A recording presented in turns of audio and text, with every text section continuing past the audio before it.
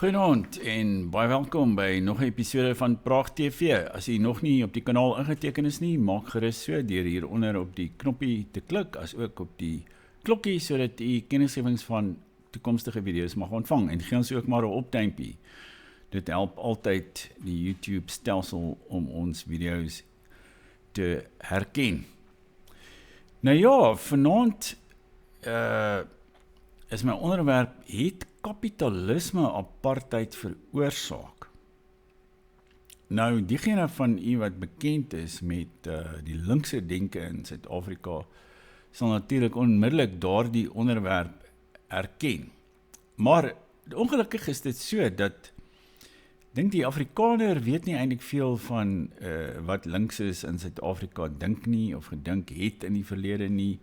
En daarom het dit vir baie as 'n verrassing gekom dat daar so groot omwenteling in die land in die vroeë 90er jare plaasgevind het. Terloops, ja, moenie vergeet om ook van ons boeke hieronder te koop nie, want is nodig dat ons lees. Wie het gesê, my volk gaan ten gronde, want hulle lees nie. Nou ja, op hierdie kanaal probeer ons hier inlig oor die stand van sake in die land, as ook ons geskiedenis en belangrike dinge waarvan u moet weet. En een daarvan is om die linkses te verstaan en die kommunistiese partye in Suid-Afrika. Nou, ons het voorheen al op hierdie kanaal verwys na Joe Slovo en Ruth First. Kom ons kyk weer hoe lyk hulle.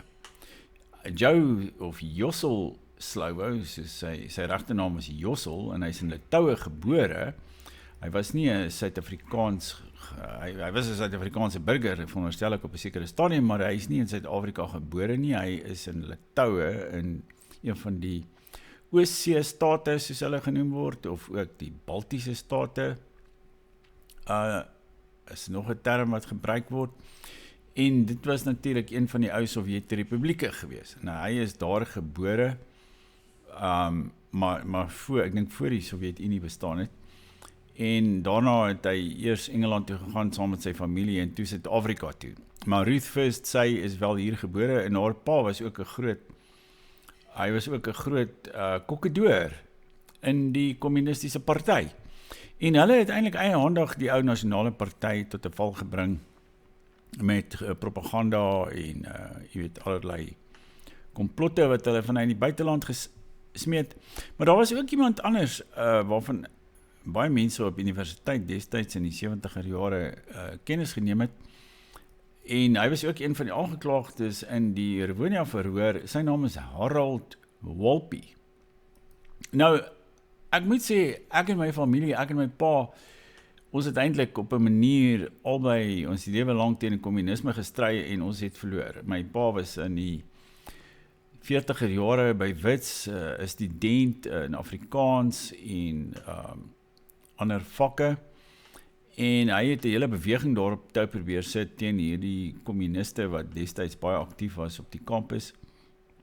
Ja, maar ongelukkig, my pa het gesterf as 'n tamelik verbitterde man om te sien hoe ons land en waarvoor soveel mense groot opofferings gebring het, eenvoudig net oorgeneem is deur die SHKP en hulle lakeye. Maar nou, baie min mense in die Afrikaanse media is sogenaamd natuurlik bewus van hoe hierdie mense gedink het. En vandaar dis vanaand se onderwerp: het kapitalisme apartheid veroorsaak? En as 'n mens nou enige van die geskrifte van Joe Slovo of Harold Walpy en daar was nog iemand, Martin Legasik en 'n sweterjoel van hulle, gelees het, dan het jy onder die indruk gekom dat, wel, hulle was uiteindelik marxistiese deterministe liewer. Is 'n bietjie soos, jy weet, Calvin se leer van predestinasie. Jy weet, sommige mense is uitverkies en ander nie. Nou net so, by kommunisme en marxisme is daar determinisme. Alles is vooraf bepaal. En dit word vooraf bepaal deur die ekonomiese struktuur van 'n land en natuurlik deur die klassestelsel. en daarom praat hulle ook natuurlik van die klasse stryd. Nou, in Suid-Afrika het hulle dit soos volg geïnterpreteer. Hulle het gesê dat apartheid, dit is nie eintlik deur enigiemand uitgedink nie. Die Afrikaners as vandag waar jy weet, mense en selfs Afrikaners self of polities korrek is en links is, Max de Pre, Piet Kroukamp en al hierdie soort marionette en handpoppe wat nou soort van, jy weet, ons vergas op hulle ideologiese ideologiese versinsels. Hulle sê die Afrikaner het apartheid uitgedink, maar nee, hierdie kommuniste het gesê, nee, kapitalisme het apartheid veroorsaak, want kapitalisme wou goedkoop arbeid in Suid-Afrika hê, en daarom het dit dus 'n stelsel ontwerp, of dit is bepaal deur die ekonomiese struktuur van die land en die klassestryd, dat apartheid tot stand gekom het. En toe, in my dae, toe ek by Wits was, en ook staatsleer en ander vakke geloop daar, het hulle gedurende vir ons gesê, jy weet, die mens self het baie min, hy het baie beperkte invloed op die maatskaplike stelsel. En iets soos apartheid is nie deur mense geskep nie, dit is deur die ekonomiese stelsel geskep. En daarom was dit en daarom natuurlik moes daar ook hierdie sogenaamde 2-fase revolusie plaasvind waarvan hulle praat. En ons weet natuurlik dat sowel die ANC as die SHKP praat gereeld daarvan dat Suid-Afrika het in 1994 net die eerste fase van die revolusie deurgemaak, en daar moet ook 'n tweede fase van die revolusie plaasvind wanneer die sosialistiese revolusie sal plaasvind. En hulle noem dit, die eerste was dan die nasionale bevryding, soos hulle dit noem, en dan die tweede die sosialistiese transformasie, waarvan hulle praat. Nou, sedertdien het ons nie veel hiervan, ons hoor nog steeds van die 2-fase revolusie, maar ons het nie veel gehoor van hierdie idee dat kapitalisme eintlik verantwoordelik was vir apartheid nie. En geen van hierdie soort van Afrikaanse propagandiste en joernaliste en jy weet, kom in meningsvormers en so meer, het ons nog ooit dit vertel nie, want miskien weet hulle dit nie, of dis miskien nie in hulle belang om dit te noem nie, maar dit is hoe dit in die verlede vanuit die SHKP en die linkse hoek beskou is. Ons was maar net, almal van ons was eintlik slagoffers van apartheid in die sin, ek is ook 'n slagoffer van apartheid, ja. Ons almal is slagoffers van apartheid, want die kapitalistiese stelsel het apartheid geskep. En daarom moes kapitalisme afgeskaf word deur die tweede fase van die revolusie. Maar dit het natuurlik nie gebeur nie. Nou die groot vraag is, waarom is kapitalisme nie afgeskaf in 94 nie? En daar is natuurlik 'n klomp soort van geskiedkundige ontmoetings tussen Harry Oppenheimer en Mandela en al sulke tipe goed, waar Oppenheimer vir Mandela oortuig het, nee, ons het die kapitalisme nodig, maar ek dink die primêre oorsaak, dink ek, daarvoor dat kapitalisme as het ware deur die ANC in 'n hoë mate omhels is dat die kaders het dit ook gesien as 'n manier om hulle self te verryk en die land te besteel. En daarom was kommunisme vir hulle minder aantreklik as kapitalisme na 1994, en natuurlik hierdie wêreldwye, die internasionale kommunisme natuurlik ook 'n groot knou gekry in 1989 toe die Berlynse muur ineengestort het. Ek het dit miskien al voorheen op hierdie kanaal genoem, dat ek 'n maand voor die muur afgebreek is in Wes-Berlyn was, en die mense by wie ons gewoon het of tuis gegaan het, het vir ons vertel, hierdie stelsel daar in Oos-Duitsland in die Duitse Demokratiese Republiek, soos hulle dit genoem het, sal nog vir 100 jaar hou. Jy weet, dit word eintlik goed bedryf en dis die mees suksesvolle kommunistiese land of mees suksesvolle staat, kommunistiese staat ter wêreld, want dit word op 'n Duitse manier, 'n georganiseerde manier bedryf en daarom sal kommunisme nog ten minste 'n eeu lank in die DDR geld. En 'n maand later toe stort die muur in duie en toe word hy afgebreek. Dis die soort determinisme van kommunisme is eintlik nou maar net, dit is eintlik 'n soort veeverhaal of iets. Dit is net 'n klug of dis 'n drogredenasie. Maar ons is natuurlik gewoond in Suid-Afrika is die land van drogredenasies. Ons word elke dag jy weet eintlik oorweldig met drogredenasies en oor die kop daarmee geknippel en met nog en nog 'n drogredenasie van waar die armoede en die ongelykheid en al hierdie goed vandaan kom. Wat natuurlik alles dit is alles soort van die uitwasse van die ou kommunisme wat so half effens van rigting verander het en die woordeskat het verander. En in 'n hoë mate, dink ek, 1994 vir my was ook die soort, dit was amper soos Jaggels trou met Wolf se vrou, want nie net het die kommuniste en die kapitaliste mekaar gevind nie, maar ek dink ook die kommunisme en die liberalisme in Suid-Afrika. En in Suid-Afrika, ek dink in 'n hoë mate was kommunisme en liberalisme was eintlik twee sye van dieselfde munt. En ons moet ook onthou dat die liberalisme en die ou liberale party in die 60er jare was natuurlik ook aktief betrokke by terreur, as ons dink aan die stasiebom daar in 1965 wat deur Harris gestel is. Harris was 'n lid van die liberale party.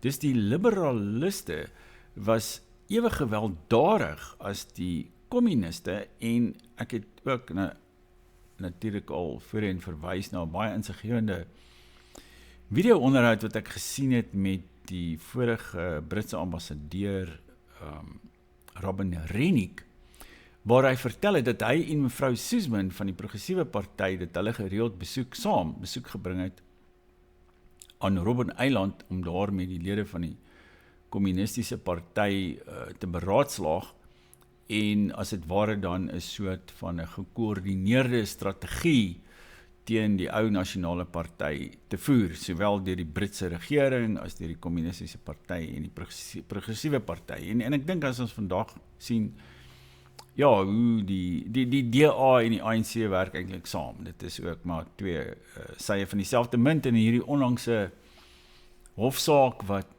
die Kaapstadse metropool verloor het in die hof, waar hulle die middelklas in Kaapstad verskriklik wou belas op grond van die waarde, jy weet, van hulle eiendomme en die selfs dit was so erg dat die hof selfs besluit het dit is te erg. Jordan Hill Lewis, hy wou eenvoudig die middelklas, veral die blanke middelklas in Kaapstad geheel en al uitroei, sodat hy is 'n soort van 'n sosialistiese munisipaliteit kon skep. Hy sien homself as 'n soort Robin Hood, dat hy steel van die middelklas en hy gee vir die armes of vir die werkersklas in Kaapstad. En dis die ideologie van liberalisme en kommunisme in Suid-Afrika is geheel en al verstrengel. Nou, ja, en dit volg dat histories was die kommunistiese party gekant teen sowel kapitalisme as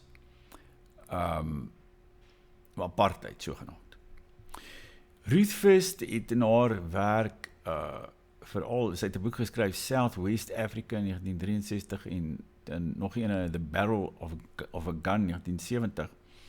En daarin het sy die rol van imperialisme en kapitalisme in die handhawing van die Suid-Afrikaanse bestel benadruk. Ook die Suider-Afrikaanse bestel is, ons dink aan die ou Suidwes.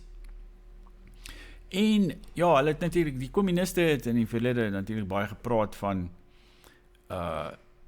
imperialisme. Hulle het ook, die linkse skrywers het apartheid gesien as deel van 'n wyeer imperialistiese stelsel. Suid-Afrika is beskou as 'n westerse bondgenoot wat westerse ekonomiese belange beskerm. En daarom was daar skrywers soos Basil Davidson en ander, as ook publikasies van die internasionale verdedigings- en hulpfonds, en hulle het internasionale sanksies teen Suid-Afrika bepleit.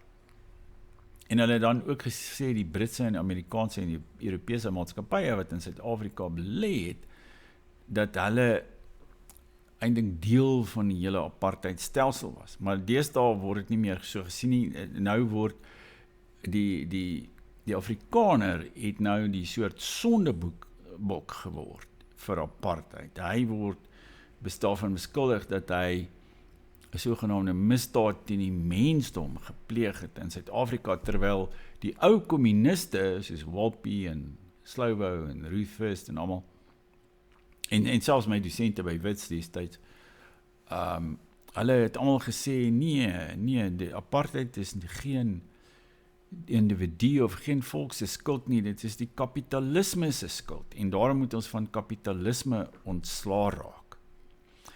Nou die enigste, daar was natuurlik 'n effense, wat soos die Franse sê, 'n B-mol in hierdie hele soort kommunistiese bolwerk of denkkaartehuis, en dit was die sogenaamde swart bewussyn van Steve Biko. En terwyl die kommuniste klas as die primêre kategorie gesien het Biko ras en psigologiese bevryding vooropgestel. Nou sommige van die linkse skrywers het dit as verraad beskou, maar ander het dit as 'n soort van noodsaaklike aanvulling by die linkse diskurs gesien. Dus vandag moet ons onsself die vraag vra, wat het geword van al hierdie wonderlike kommunistiese denkkonstruksies van die verlede, en al die psikofante van die linkse organisasies, van die sogenaamde bevryding, van die ANC, van die kaders, van Nelson Mandela, alles wat daarmee saamhang. Hoekom het hulle vergeet van hulle ideologie van 'n paar dekades gelede? Moet ons nie dit nou weer uit die kas uithaal en vir hulle daarvan vertel nie, en veral hierdie mense wat nou, jy weet, so, wat eintlik die revolusie ter wille is, en dit ophemel as 'n goeie ding wat in Suid-Afrika gebeur het, moet ons nie nou vandag die vraag vra, maar waarom het kapitalisme dan nog steeds oorleef, terwyl dit deel was van die hele plan, die hele marxistiese plan in Suid-Afrika, dat sowel apartheid en kapitalisme te gelykertyd, jy weet, 'n dood moes sterf. Dis 'n baie interessante vraag vir my, wat ek vir almal daar buite wil vra. En dit lei ons dan tot die vraag ook, en waar pas die Afrikaner as 'n kultuurgroep en as 'n volk binne hierdie bestel in? Want die bestel is aanvanklik gekonsipieer as 'n soort kommunistiese revolusie in wording, waar soos jy weet, Marx en Engels in hulle kommunistiese manifest gesê het, die werker beskik oor geen vaderland nie. En toe die Suid-Afrikaanse kommuniste nou die werkers en die swartes gelykgestel het hulle ook daarmee eintlik gesê dat die swartes beskik oor geen vaderland nie. En dit kan ook verklaar waarom die ANC toegelaat het dat soveel miljoene mense van oorkant ons grense na die land toegelaat is, want hulle meen dat niemand in Suid-Afrika of die swartes in Suid-Afrika beskik oor geen vaderland nie, en net soos die werker in die fabriek volgens die kommunistiese leer beskik nie oor 'n vaderland nie. En dit is slegs die Afrikaner in Suid-Afrika wat Suid-Afrika anders as die liberalis en die communis wat Suid-Afrika as sy vaderland sien. En ons het natuurlik die stem van C. Langenhoven en ons patriotisme en ons hele letterkunde en kultuur en musiek en liedere en wat ook al.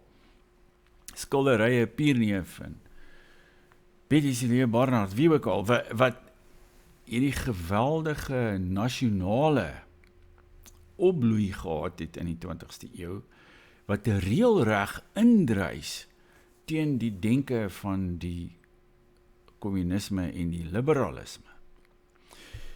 Hoe moet ons hierdie twee met mekaar versoen? Want ons is nou eintlik, ons is mense met 'n bepaalde nasionaliteit en patriotisme en identiteit in 'n land wat nie daarvoor voorsiening maak nie. En ek dink een van die dinge waarom taal so groot kwessie in Suid-Afrika is natuurlik dat sowel die communis as die liberalis sien Engels as 'n groot instrument en 'n magtige instrument om enige oorblywende nasionale of etniese identiteit in Suid-Afrika uit te wis en uit te vee en geheel en al net te vernietig. En dit is natuurlik wat ons meermale in Suid-Afrika ervaar, hierdie soort antipatie teenoor ons identiteit en ons nasionale identiteit. Nou ja, ek het daarmee so 'n paar gedagtes in die midde geplaas. Nie vergeet om van ons boeke te koop nie, as ook natuurlik op die kanaal in te teken as jy nog nie op die kanaal ingeteken is nie. En volgende keer maak ons weer so. Ek mag dalk, ek dink nie ek gaan die boek lees nie, maar ek sien Max de Pre het een of ander nuwe skryfsel uitgegee. Ek dink daar's 'n paar so hoofmomente in die boek wat so klein bietjie aansluit by wat ek nou net gesê het, want ek dink hy maak 'n argument daarvoor uit dat Afrikaner nasionalisme is die grootste gevaar in Suid-Afrika. Dit is nie geweld of misdaad of verval of ekonomiese agteruitgang, verval van infrastruktuur, radikalisme, die oproepe tot volksmoord deur Julius Malema nie. Nee, dit is die Afrikaner en die oorblyfsels van sy nasionale kultuur en identiteit, taal en kultuur, dit is die groot gevaar vir Suid-Afrika. Ek dink Max de Pre so die mekaar dat hy eintlik, ek dink ook nie, hy is baie goed geskool in sy eie linkse denke nie, hy het nie hulle het mos altyd grappies gemaak oor die kommunistiese nagskool waar hy in die werkers gegaan het om saam Karl Marx te lees en Lenin en al die goed. Ek dink nie Max de Pre was genoegsaam opgevoed in die kommunistiese nagskool nie. En vandaar dus die leemtes in sy begrip in sy eie denke. Maar ons kan 'n bietjie volgende keer daaroor praat. As jy tot hier gekyk het, baie dankie vir die aandag en dan volgende keer maak ons weer so. Totsiens.